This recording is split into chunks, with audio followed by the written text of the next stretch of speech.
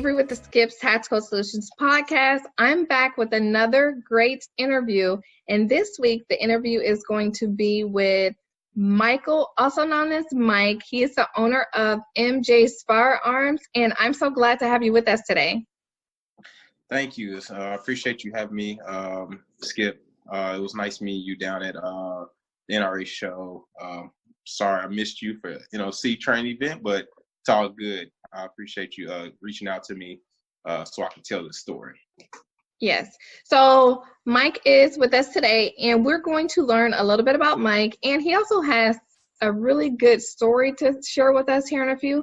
But first, I want to get to know a little bit about Mike. And Mike, can you tell us a little bit about you and your background? Okay. Well, I started off working in the gun community when I was just 18 years old. I was working for the first African-American manufacturer company. I was their first employee. I was working for them. My job description was I was a gunsmith and an armor. I was an armor and a gunsmith for them. I did that for about 4.5 years until they went out of business, and I ended up getting my own FFL license, and I started my own company, which now is known as MJ's Firearms. And MJ stands for my... So he just dropped a huge nugget there. He is a FFL holder, and we're going to get into that a little bit here in a minute. But what kind of, so you said that you started working with this company and you're a gunsmith. Do you, have you had any other training as far as firearms related? Oh, as far as like just basic classes and things like that, as far as local in Illinois, that's it. I did not serve in the military. I just was a civilian, and I, graduated high school, and I had a love for guns, and was in college, and had my son, and I needed to make money, so I didn't have to do something really fast. And I went to a small gunsmithing school, and then I ended up, getting certified in building, guns, and then get hired by a company, and that's pretty much where. And then, everything took off for me, working in the gun industry, meeting a lot of people, and then, getting more familiar with firearms in general. So, did you grow up around guns? I did, yes. My mother and my father owned guns. I had a lot of family in law enforcement and military, very deeply in my family. Some as far as FBI and, local police and sheriff's department, you name it. I got a family that's been everything. So guns have been a huge part of, our lives ever since I was, before I was born. So. Okay. So that's good, because I know for me and some other people, we didn't grow up around guns. So once we left the house, that's kind of when we got introduced to it. So did growing up around it, you obviously had a healthy respect for firearms, and when you were able to be armed, that's when you were like, hey, yeah, this is something that I want to do full time, and I want to be able to conceal carry myself? Yes, like, to really get in detail about that question you just asked me, when I mean grew up around guns, my family owned a gun or two. Not like me now. Now I own bunch, so, and I carry every single day. My family do concealed carry also, but that kind of took after me when I got a concealed carry permit. They seen me get into firearms as heavily as I did, then they just upped their firearm game and training and all that good stuff. So but yes, I do, ever since I was a young boy, when I left and I moved out and I got on my own, I got really heavily into guns, and I do carry every single day. If I can't carry, it's like I feel weird. So I got into guns heavily after I left my parents' house. Okay, so what do you carry? I carry a Glock 19 Generation 5. It's actually right here. Okay. It's nothing fancy. I'm not really. It's just a Glock 19. It has the AmeriGlow night sights on it. Surefire X300 light. That's it. That's all I need. You're like, oh, it's just a Glock 19 Gen 5. Yeah, so yeah, that's it. Yeah, I got a light on it, some night sights, no big deal. Man, you'd be surprised. A lot of people got these Gucci Glocks, man. They got all this tearing tats and all this extra stuff. And I don't need that. Just give me a Glock 19, some upgraded sights, and a light so I can see what I'm aiming at. That's it.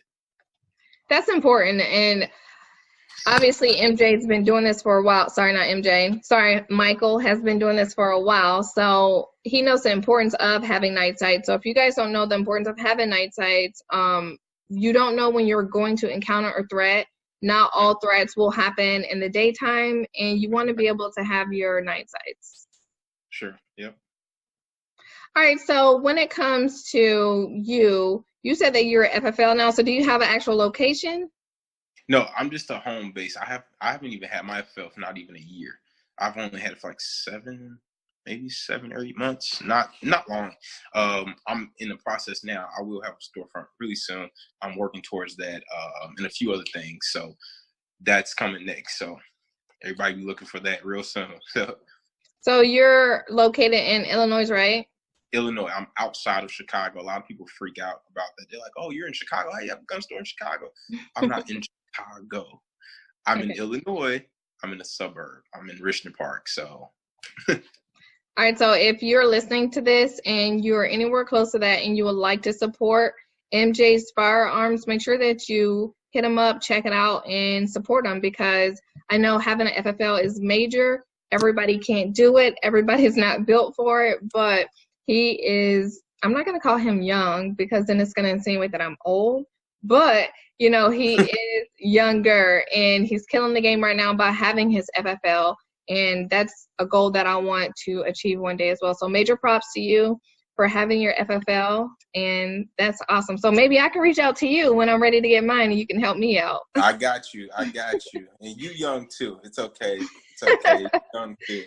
But yeah, whatever you need, anybody, especially, anything I can help you with as far as, getting your FFL and things like that. It's just a phone call away. So. All right, great. So Mychael recently had an event that happened with him. If you haven't heard about it, then it's something that I posted about on my page not too long ago, because I really wanted to not only share who he is in his story of being a young African-American male and having a FFL, but I also want to share this story because it can happen to any of us. We don't know when we will encounter a threat. We don't know when we will need to use our firearms for personal protection. And this is someone who, is just a normal person. He's a dad, he's a son, he's a brother. And here it is, he had to deploy his firearm. So, Mychael, can you walk the audience through what happened? Okay. Well, first off, I was going to my girlfriend's house, and she lives actually in Chicago because she's a registered nurse at a hospital. So as I arrived to her home, where she lives, I had my 5-year-old son, MJ, with me. Got out the car. I also had my buddy Devin. He does podcasts and things like that. I'm pretty sure you've seen him before. Devin was in the passenger seat. So it was 3 of us in the car. My son in the back seat, me being the driver, and my friend Devin being the passenger. We arrived at the house. When we got there, Devin stayed in the car. Me and my son got out. We were walking the house. It's a building in Chicago. Everything's really close. It's like everything's kissing each other. I don't know if you've ever been like New York City or any major city. Everything's really, really close, and everything, the way the city is set up, they don't put trash in the front of the house. They put trash in the back where they have alleys. So, and there's an entry level. There's an entry way to the house, to the actual house in the alley. So you have to walk through the alley if you want to get in there pretty easily. So I'm walking through the alley, and as I'm walking through the alley, I hear a lot of noise. Sounds like somebody's yelling. I'm got a lot of lint and trash and drinks and stuff like that, and, all in my hand and stuff, trash in my pocket, from, driving on the road, snacks and stuff, So I'm going to throw away all this stuff out of my pockets and stuff I had in my hands in the garbage can. The garbage can was actually right across from the alley, but we're still in the alley. There's two sides, I go to the trash can that's across from the alley because that's where all the trash cans are. As I'm at the trash can, I see an individual yelling, and he turns. It looks like he was over the phone yelling at somebody else, using a lot of, bad language, and as I'm sitting there looking at him and he's looking at me, he, stares me down. He's look like, you looking, excuse me, you looking at, like, saying a lot of curse words. My son's right there with me. My son's like not even 2 feet from me. He's cursing, and he's like, what you looking at? I'll kill you. I don't know if he mistaken me as somebody else. I don't know where all that aggression came from, but he starts to threaten me. He's like, I'll kill you, and he he pulls out his gun, like from like this side, like this, pulls out a gun. When I seen the gun, I grabbed my son and put my son behind me, and I kind of like pushed him a little bit to the side where the other house is, to where it was a brick wall. So it's a small, everything's very, very close, like very tight. So I push him by the other house where it's a brick wall right there. So it felt like he's a little bit more safer, because when I seen the gun, I at that point I went into what I have now. I have understand now. What I understand what happened was, it's called tunnel vision. Some people get it, some people don't. I don't necessarily know all of that, but at that very moment I went into tunnel vision. When I went into tunnel vision, sorry, hold on, when I went into tunnel vision, everything's pretty fresh, so excuse me if I'm kind of taking some deep breaths, because No, everything's you're still fine. and everything's still kind of a little stressful for me right now. So when I went into this tunnel vision, and I felt like I pushed my son out of kind of direct firing, Yeah, like, out of harm's way.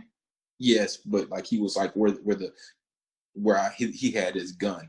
So when I pushed him out of harm's way, and I went to grab my gun, he extends his gun. When he extends his gun, at that point he started walking towards me. When he started walking towards me, I unholstered my gun. As I unholster my gun, he opened fires on me and my son. Well, my son's about 3 or 4 feet behind me, but he opened fires. When he opened fires, I didn't duck. I didn't, go behind the wall. I jumped in front, of those rounds, and I returned fire, and I was shooting at him. And at this point, we're now in a gunfight. I can't really say too much, about how many rounds were, fired. But at this point, we're in a gunfight. There's a lot of gunshots going off right now. My main focus, knowing that my son was right there behind me, was just trying to stop him. Was just trying to stop the threat. When I seen him, a lot of people, when they get into a situation like that, even, officers who I have talked to, a lot of them don't even really get a chance to see their sights. I actually was able to it's weird, but I was able to actually see, him for a short period of time, in my sights. And when I did, that's when I was firing at him. And he went down. When he went down, I looked back and I grabbed my son, because my son's standing there and he's looking at me like, what's going on? He was definitely traumatized. I was very concerned for him. I grabbed my son and I run back to the car as fast as I could, and I put my son in the back of the truck. And my buddy Devin is like, what's going on? He just heard a lot of gunshots go off. He's like, what's going on? What's going on? I'm screaming, I'm yelling. I'm like, hey, I'm trying to be calm, but at this point, Yeah. my heart rate is up. I'm, check my son, make sure he's okay. I grabbed my son's shirt and ripped it and put my hand up his body, and I was just feeling, if I can feel any holes or blood or anything like that, or anything that was abnormal, for him. And he was fine. He was talking to me. Yeah, by the grace of God, he was not hit. My buddy Devin, in the car, actually, covered him with blankets and things like that. And put him like, underneath this, like kind of push him down by like the lower part of the truck. It was seats and things like that. And at that point, I reloaded my gun, and then I went back. And when I went back, I was on the phone with the police. The first thing I did was I told them, who I was and what happened. I told them, my name is Mychael, and I gave them, my credentials and things like that. And I told them there was a shooting. I am the person who shot him. The guy is down. Can you? And I asked them, can they bring, an ambulance, a medical team, EMTs or anything like that here to help him? Because I know he, a lot of people, it's messed up as it sounds, you get some people and they like, they're like, oh, well, I shot a guy. Oh, I don't care, things like that. At the same time, he's a human being. I hate what he did, but, and by the grace of God, I was able to stop him. But he's a human being, and I believe everybody deserves a second chance, and I'm like, at the same time, I have a good heart. I feel like I want to get him, some medical attention as soon as possible, because at this point, I know there's not a threat. I still have my gun on me. My gun is still out. He's down, but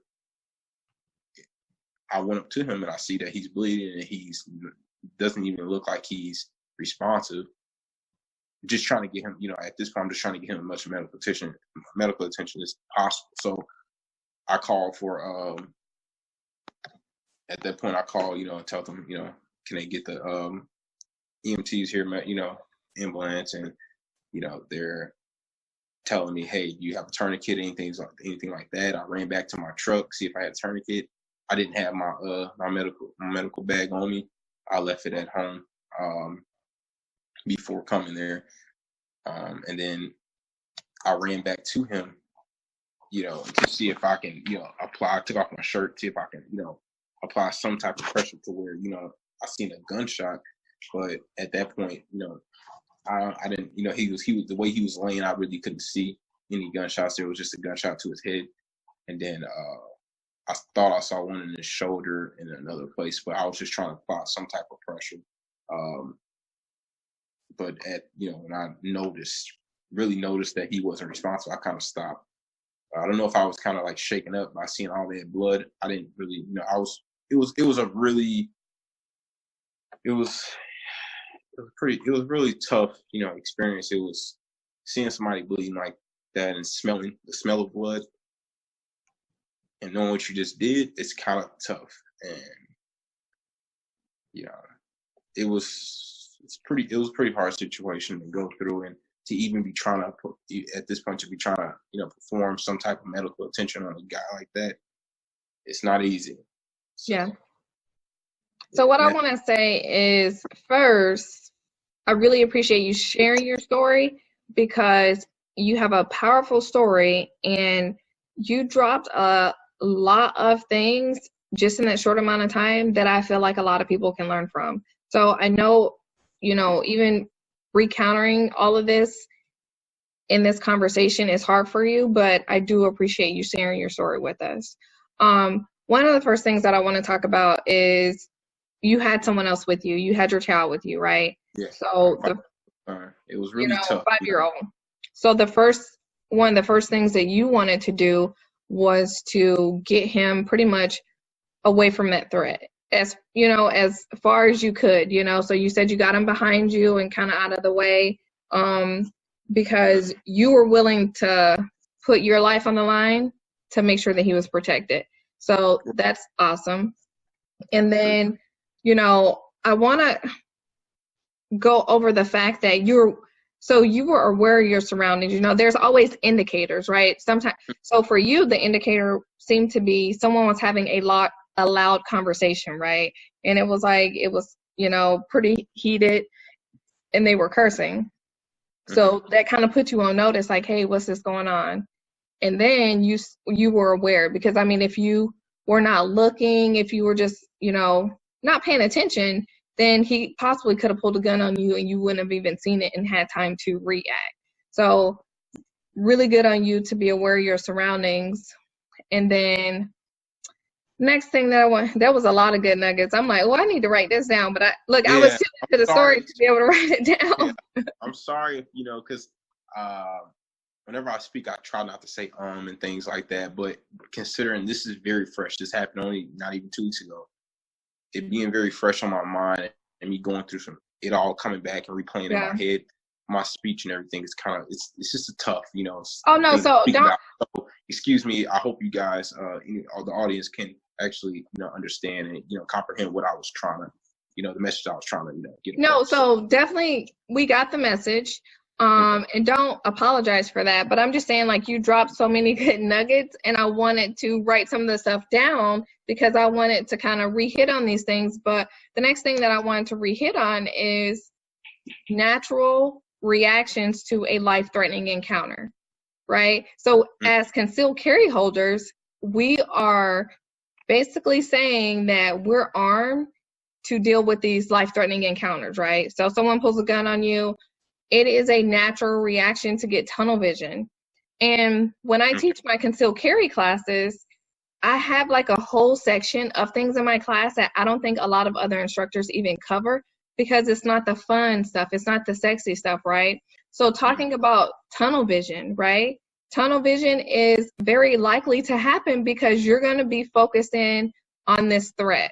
And then the other thing is that auditory exclusion, because sometimes it's just you don't even know what else is going on around you. Like your son could have been crying. You may not have necessarily heard that because you now have auditory exclusion because you're just really focused in on this threat that's in front of you. So, I mean, if you're listening to this or you're watching this and you've never really thought about some of the natural reactions to a life-threatening encounter, having that tunnel vision is absolutely natural. And that's something that you may possibly encounter. And knowing the things that you may encounter is very important so that when they happen, you're not second guessing yourself or doubting yourself.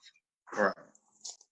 And then the other thing I kind of wanted to go over was, you got your son back to the vehicle to make sure that, oh, no, actually something else I want to encounter is your sights. Being able to use a firearm in a life-threatening encounter, you may not necessarily have the time to line up your sights. Right. That time is of the essence. And I tell people this, like, it's like you want to beat them to the clock so that you can stop them so they don't harm you.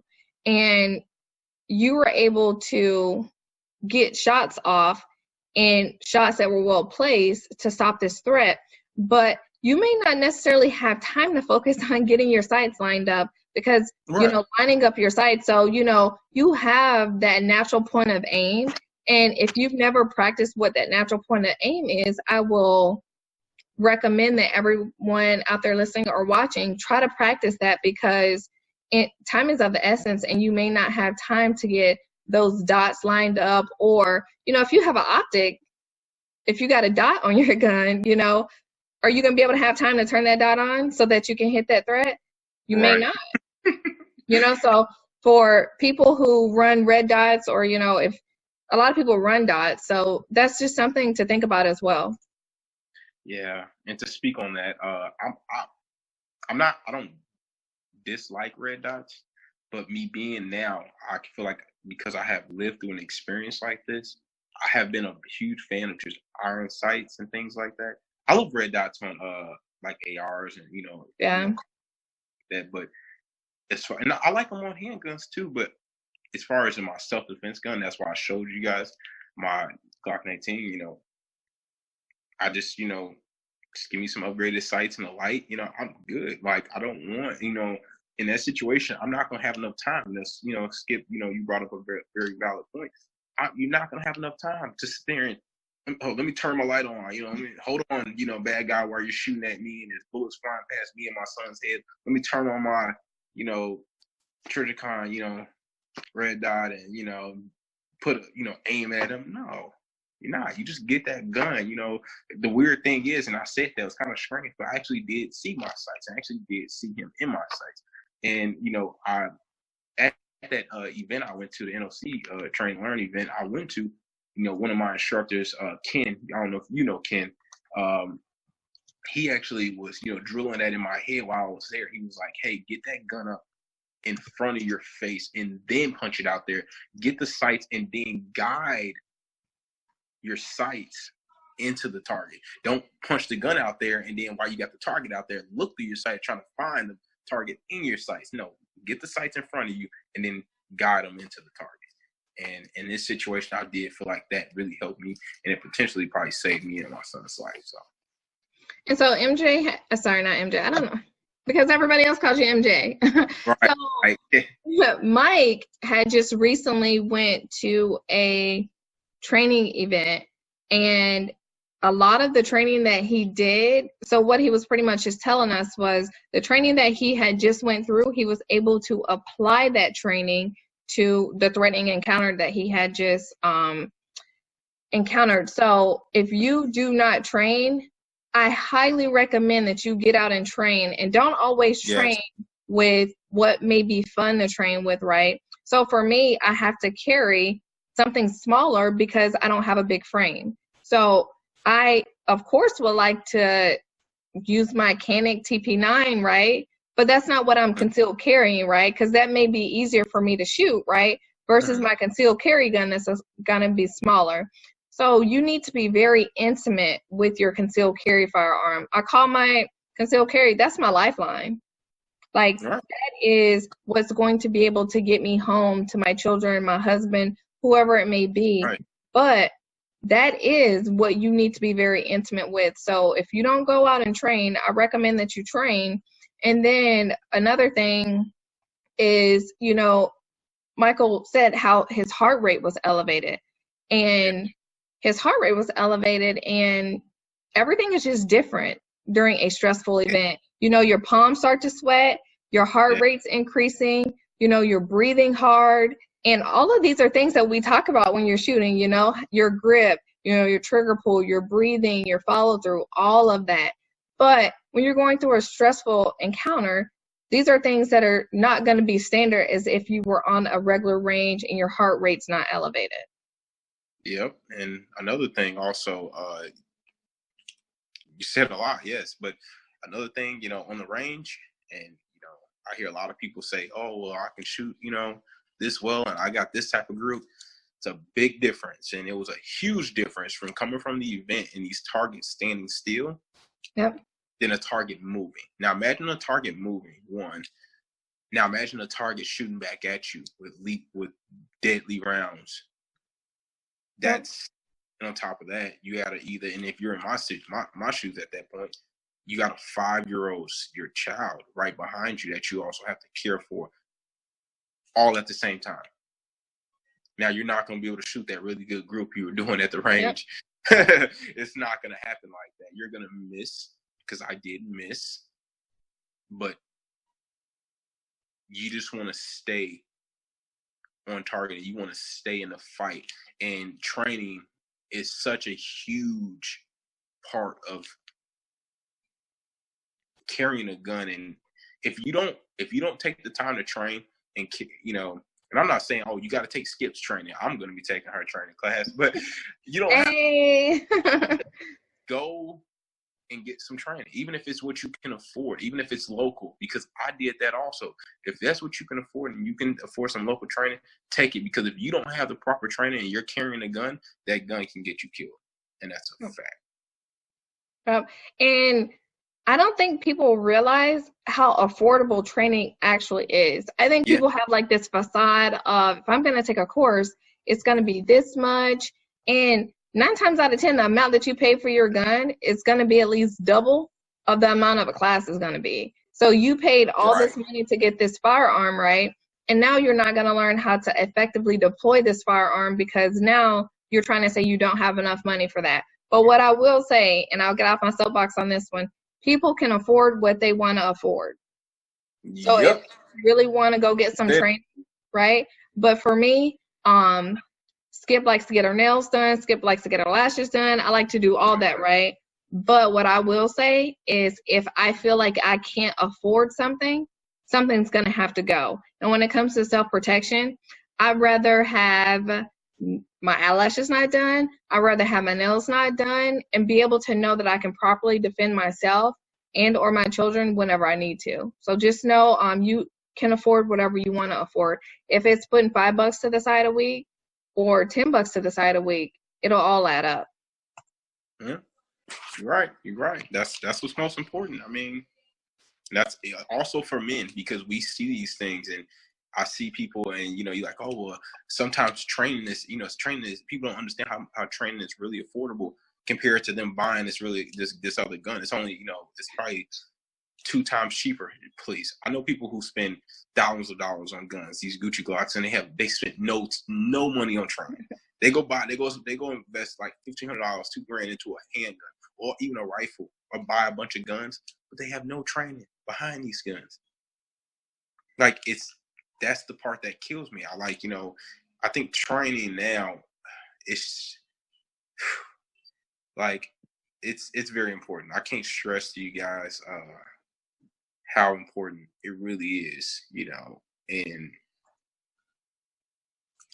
it's your responsibility. I mean, it's your responsibility to be prepared, and I'm gonna leave it at that. Hopefully, they have the proper training that, and hopefully they don't go through this type of situation, because I don't want, I don't wish this for anybody. I don't wish this for myself. I wish I would have never even been there. I wish we could have just, took another detour. Maybe I could have came an hour later and never even met, had that encounter with that young man. So it's just be prepared, you guys. And like you're saying, the importance of training. So Mike has obviously been through this traumatic event, and he was already an advocate for training, but now furthermore, he is more of an advocate for training. But Yes. This is why we train. We train Right. for these events, right? We train to be able to stop a threat. And if you're not training to stop these threats, like he said before, the firearm that you're using can be possibly used against you. You can read someone and see if they are not comfortable, right? If someone is not comfortable and they're going to hesitate, the gun can possibly use against you. So if you're going to let someone, one, get close enough to you, or two, if they get that close, maybe they can use that firearm against you, or two, it's just they're going to just get that close and then now they're going to harm you. So definitely invest in some training. If you are hesitant about training, you have questions about training, feel free to reach out. You can reach out to me, or you can reach out. I'm sure Mike would be open to field some questions too, but we definitely want to make sure that you get training. If you have not taken any training in 2019, I would like for you to make a goal right now to take some sort of training in 2019. That's right. And you can just keep building upon that. I'm not saying you got to go take a class every month, but you should be getting some sort of range time in at least once a month and try to get some training. And sometimes you'll just make friends, right? Yeah. You'll make friends and you'll have fun, and you're just going to learn something that you have never learned. And I can promise you, every single class that you go to, you will pick up at least one nugget from that instructor. Regardless of how long you've been teaching or how long you've been shooting, you can learn something from everyone, male, female, whatever it may be. That's right. Yep.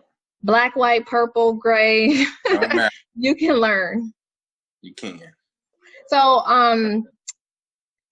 another thing is first aid, right? So first you wanted to get your son to safety, make sure that he was good, checked him out, he was good, called, and then they wanted you to apply first aid to him. And it's not funny that you say that, but today I posted about tourniquets. If you don't have a tourniquet, if you have a range bag, try to have something like that in your range bag, because the possibility of something like that happening is very likely where you're going to need to apply a tourniquet. But you actually attempted to perform where you were going to perform first aid on him, and like you said, that was something that was extremely hard because this person was just trying to harm you. And that's awesome that you actually went back and and then I want to cover that you reloaded.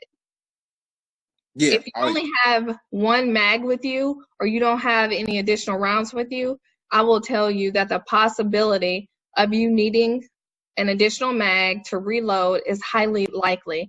And I covered that in my class too. Your first shot, you will possibly miss because you got all this adrenaline, your heart rate. And if you are carrying something and you don't have a lot of rounds, I mean, what if it was two people? You know, so you need to make sure that you have the adequate amount of rounds, right? And I'm not going to say you'll know that, oh, you only need 7. You don't know how many you'll need, but I can promise you, you'll probably need a spare mag, because if once you're done with your first mag, that one thread is down, what if another threat happens and you don't have any rounds to be able to save yourself? That's right. Absolutely. Um, and I agree with you 100%. I had, not only did I have spare rounds, the police actually took 3 guns from me. I had another gun inside the truck in arm's reach.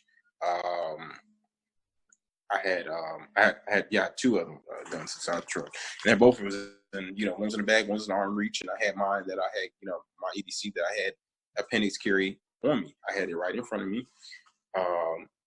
And in that situation, even after firing those rounds, if you're carrying a gun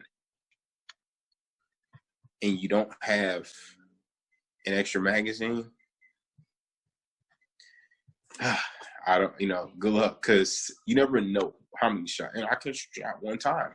I'm not gonna speak about how many rounds I fired, but I can only shot one time, and he could have been down. But you never know. Like you said, you don't know if you're gonna need 6, 7, or 15 or 30, whatever. You don't know. So just, again, it's your responsibility to be prepared. So I recommend, now, after me living through this type of event,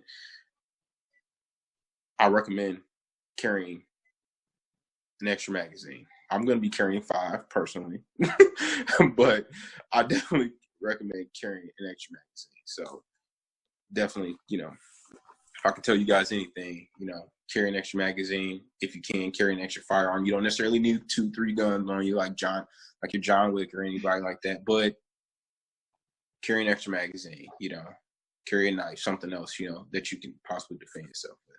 And this is going all the way back kind of to the beginning, but this is something that I want you to share, because I encounter a lot of students that are very hesitant on carrying with the round in the chamber. Did you already have a round in the chamber? Yes, good question, Skip. You own it. You got a lot. I'm so you're really good. Yes, I did have a round in the chamber. I did. So I want to talk about the importance of carrying with a round in the chamber. Carrying with a round in the chamber is, and I kind of equate this in a class when I'm talking to people and I try to break it down to them, is, do you put on your seatbelt right before you get into an accident? Or do you just put your seatbelt on when you get in the vehicle because you don't know when it's going to happen, right?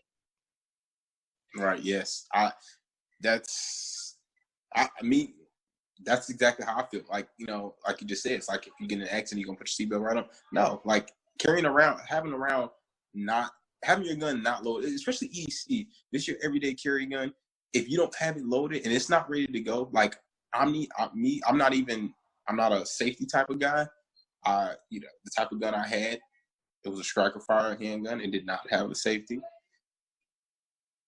I'm not a huge fan of safeties, but it's all about training also, because you can train. I know people who can unholster a gun and hit the safety and still be able to stop somebody. But still, I recommend carrying your gun loaded, having one in the chamber, having that magazine, all the way fully loaded with really good defensive rounds.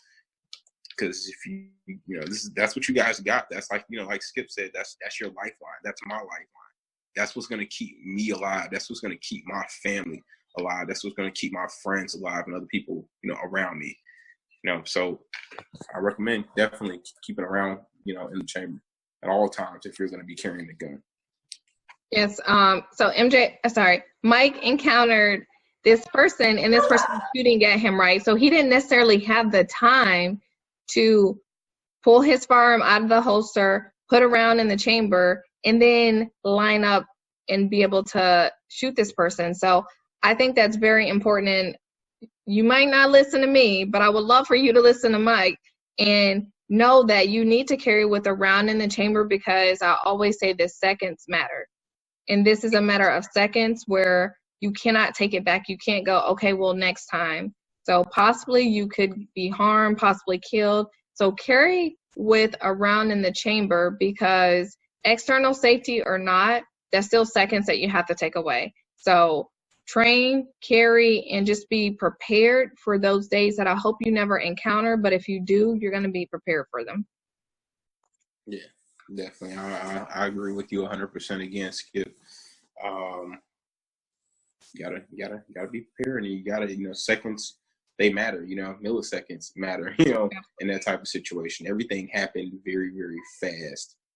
Like, when I went into tunnel vision, everything slowed down, but literally right after that, everything happened very, very fast. Yep. So you're not gonna have enough time, to well, let's hope you do, but you probably more than likely you're not gonna have enough time to actually load your gun or put a magazine in and rack the slide and get the But gun. if people have that amount of time, like maybe then they could just avoid the whole threat, Right. Normally these things are happening like super quick. Exactly. Well, it's common sense. That's good.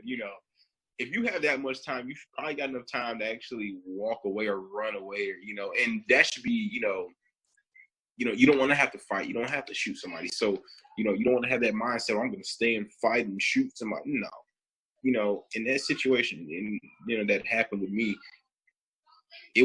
everything was instant. When I pulled that gun out, he had his gun loaded. He fired at me first. I didn't see him cock his gun or anything like that. He opened fired on me. Well, that I can remember. Maybe he did. I don't, but at the same time, It just happened so quick. Like there was no extra time. No extra time. Thank you. And so this is something else that I want to talk about. We're not going to be on here much longer, but I want to talk about, okay, so you've been prepared for this, right? You've trained, right? You encountered the threat. Now I want to talk about the aftermath. This is the part that I call the unsexy part, right? Right. Mike has already talked about a couple of the things that I cover in my class, which is your firearm is evidence now, right? So if you only have one firearm, then possibly now you may not have any. So if you have a spouse or if you have the funds to be able to have more than one firearm, I would recommend having more than one, because if you use your EDC, your everyday carry, in a defensive manner, it's probably going to get taken away from you because that's going to be evidence. So that's something that you need to be aware of. And then another thing is the emotional part of it. In my class, I call I have emotional, social, and legal. These are the things that people do not talk about. That is not the sexy part of it, That's not the shooting part of it, It's now the aftermath of it. The aftermath is very real. And that's one of the first things that I thought about when I thought of Mike, because, okay, he's went through a life-threatening encounter, and there could be a lot of things that he's dealing with. Some people are not good with social, right? So if this person's name's being blasted all over social media, right, that may not be something that they're okay with dealing with. The emotional part of it, there could be a ton of things that he's dealing with. There could be the elation, right? Elation is he's excited that he was able to stop the threat, right? That could be self-doubt. Oh my God, what did I do? Should I have shot him, right?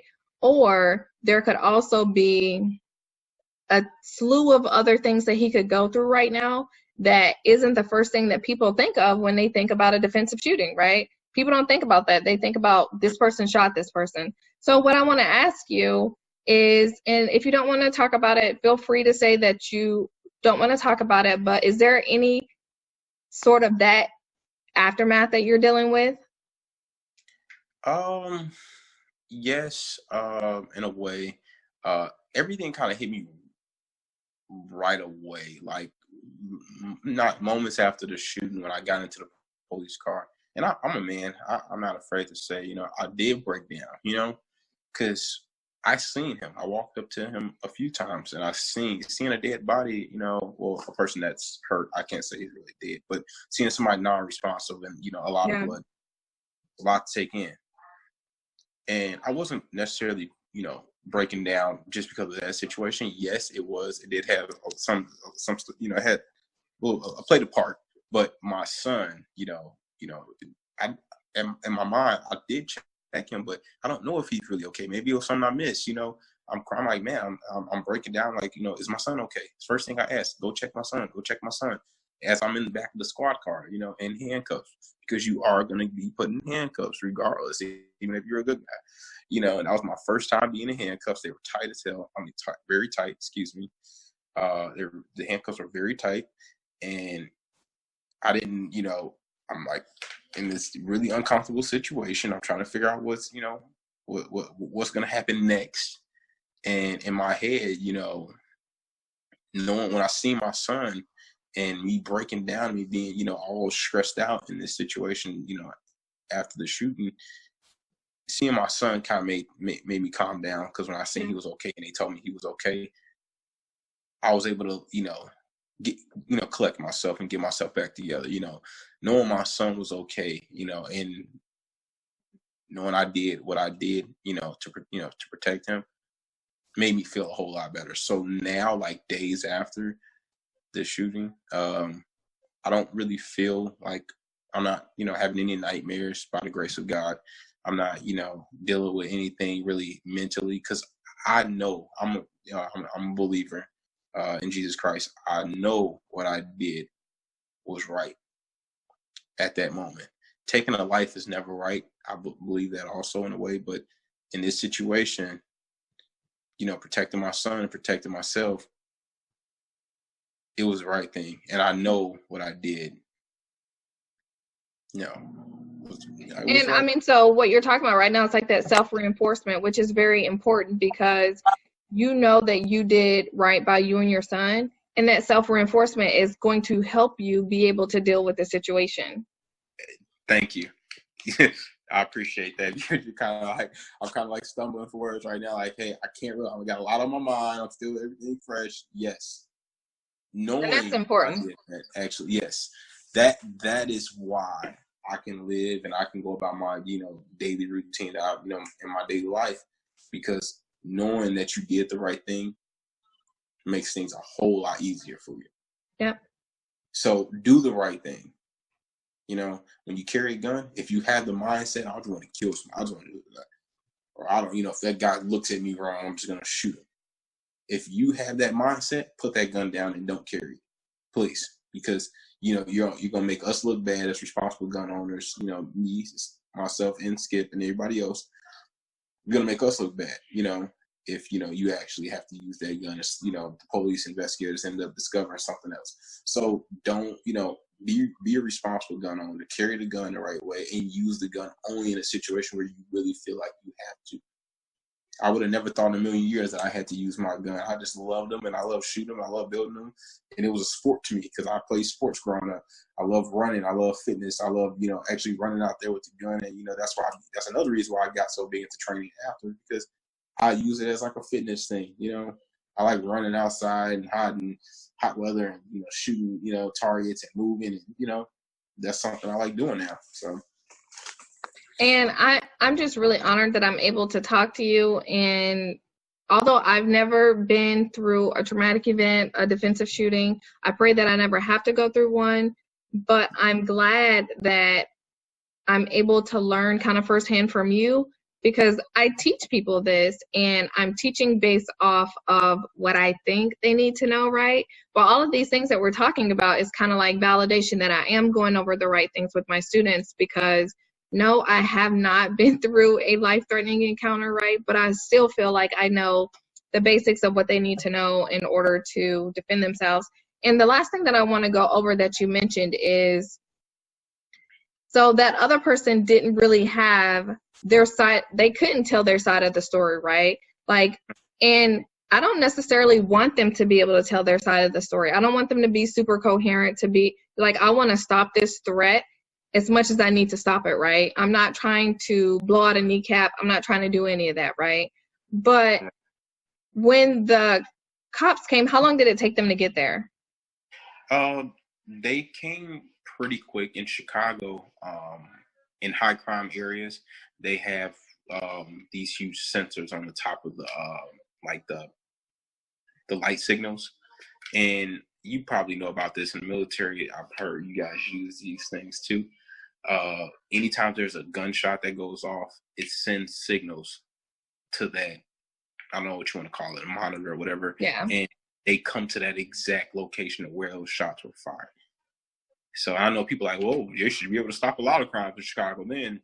Yeah. But in this situation, they did come pretty fast. 2 to 3 minutes they were there. That's And, good. they were heading that direction before I even called them because of, the Chicago Police Department actually having those monitors.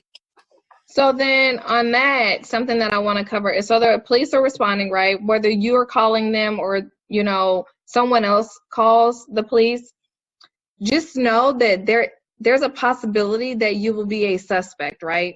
You could be a suspect, you could be a witness, whatever it may be, but there is a possibility. So what I tell people is when you're dealing with police officers, you need to remain respectful. You need to make sure that you're being coherent. Like, if you're acting a donkey, then they're probably going to treat you like one, right? So when you're dealing with them, just know, you may be a suspect. Like he said, he was put in handcuffs, right? They need to investigate. They need to see what's going on.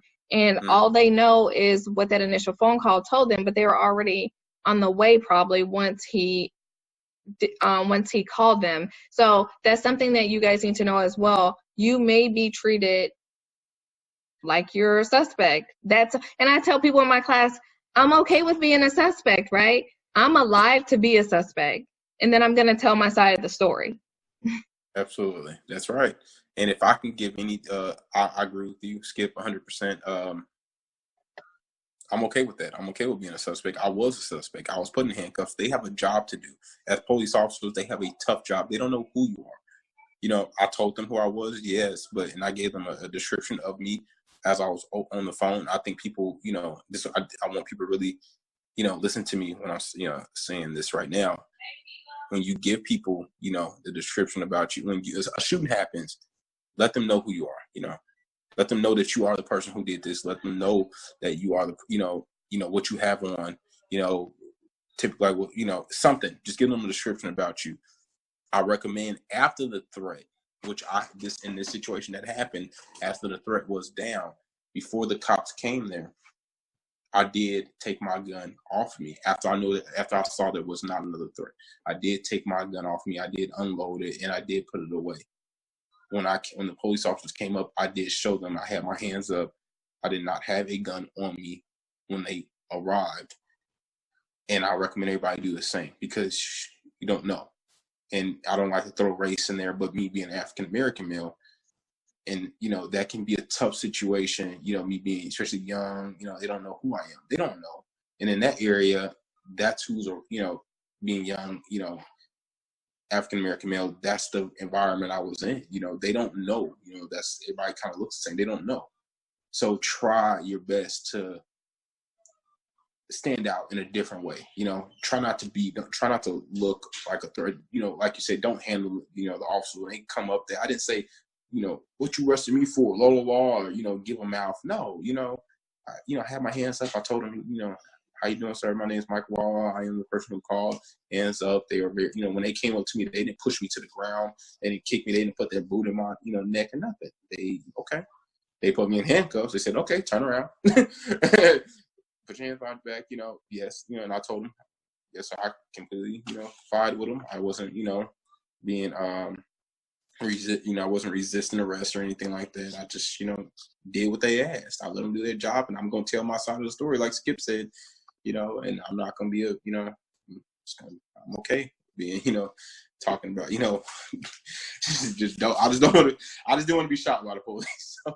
And I think that's important that, you said you let them know who you were, your licensed concealed carry holder, and also what you're wearing. Because what if someone else called and they're like, okay, so there's shooting in this alley, 2 black men, right? How do they know which black male is the one that's standing there now? It could be the one who was actually the threat. So you need to be very cognizant of that and identify who you are, what you're wearing, and just know that they're coming and they don't know, like they're responding to a crime. They're on high alert and he identified himself. He didn't have his, and don't have them show up and you got your gun out pointing it at people, like, unless there's Right. still an active threat. But you just need to make sure that you let people know who you are. You need to let people know what role you're playing and what you look like, because he said there's a lot of young African Americans there that may typically be committing the crime. So if they're coming and he's a young African American male, then they know, okay, this male, he identified himself as the one who stopped the threat, but we still have to do our side of the job. Right. So is there anything that you would share that you would do different, something that the people who are either watching or listening can learn from? Um, I was really proud of myself. I thought that I did a lot of things right. The police officers said the same. They thought I did everything very good. Carry extra magazines, possibly. That's it. That's the only thing I could think. Carry extra magazines. I'm the type of person, like, I'm the 9mm guy. Have as much ammunition as possible. Afraid to run out of ammo. Things like that. So I'm just, if I can carry extra magazines, I would. That's probably the only thing I'd change. So I have to say, I am so proud of you. I know I met you, I think it was a couple months ago at the NRA annual meeting. We didn't really get to talk much, but I did get to meet you, and then to hear that you went through this and you were able to come out and tell your side of the story. You did things the right way. And from what I hear, like, I mean, I couldn't have done it any better myself. And you did all the things that you were supposed to do to be able to come out and be safe and have your son safe as well. The first thing that I did think about, though, when I heard it, is I didn't immediately reach out because I know he probably had a lot going on. I waited a couple of days and I reached out, and I recommended that if he hasn't already sought counseling, that he should probably get counseling, and then he should probably put his son in counseling as well. I'm a huge advocate of counseling. Counseling can give you that reinforcement, like you said. Counseling can just help you get it out. And it always feels better to get it out, because if you don't get it out, it's just going to keep building up, and then it's going to explode, and possibly it's going to explode at the absolutely wrong moment or on the wrong person. Right. You could be at the grocery store and the person's like, what? Like, I ain't even do nothing. And it's like, because everything else has been building up. But I really appreciate you sharing your story with us today. If you have not heard about his story, I will definitely leave the link to the article below. But I mean, you just heard it straight from his mouth. So, Mychael, where can people find you at if they want to connect with you after today? You can find me on Facebook at MJ's Firearms LLC. My Instagram page, MJ's Firearms 33. My website is mjsfirearms.com. You can find me on any of those social media websites. And any questions you guys have, I'll be gladly to answer them. So anything I can do to help, so I can, potentially, help another person so they can live through if they have to go through a situation that I went through, they can be able to, live and be able to tell their story. So any help I can be to people, I'm definitely willing to, help somebody out. So. And with me and my platforms, I definitely made it my mission to, as a minority female, I want to put more positive images of minorities out into the world. There's a ton of negative ones, and I feel like this is just another positive image that we can get out there. So if you have not heard about his story, or if you come across his story, I would love it if you would share it with someone else. Someone can always learn from someone else's story. And I would love for you to either comment on the video below or comment on the podcast and send MJ some words of encouragement, or just reach out to him on social media and send him some words of encouragement, because I'm pretty sure he is going to need it. But we really appreciate you guys listening to the story. And MJ, one last time, where can they hear from you from? MJ's Firearms on Facebook, MJ's Firearms LLC, MJ's Firearms 33 on Instagram, and my website, mjsfirearms.com. So. All right, guys. So all his links will be listed below, and thanks for checking us out. Also, really quick, I want to share with you guys that I started a Patreon. A Patreon is a way for you to help support me. If you'd like to check out my Patreon account, you can go to patreon.com/Skips Tactical Solutions. Don't forget to subscribe, rate, and review this podcast if you loved it. I hope that you'll tune in to the next episode.